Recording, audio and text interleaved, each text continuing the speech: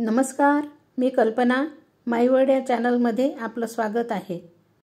आज आपण बनवतोय भगर आणि शेंगदाणे खोबऱ्याची आमटी.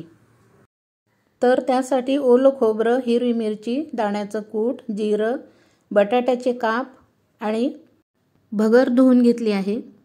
आता कढई ठेवली आहे गॅसवर. त्यात मी 2 चमचे तूप घालते आणि आता त्यात जिरं घातलं आहे. जिरं छान फुलू द्यायचं आणि नंतर त्यात हिरवी मिरची घातली. चिरलेला बटाटा घालते. त्यात 2-3 पाण्याने स्वच्छ धुतलेली आणि वेळवून घेतलेली भगर घातली.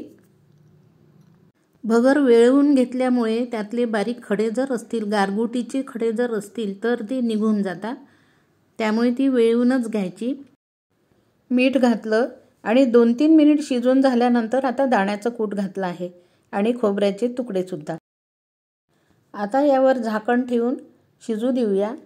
अगदी 5 ते 7 मिनिटात हे शिजून जातं. याच्यासोबत खाण्यासाठी आपण आमटी करतोय.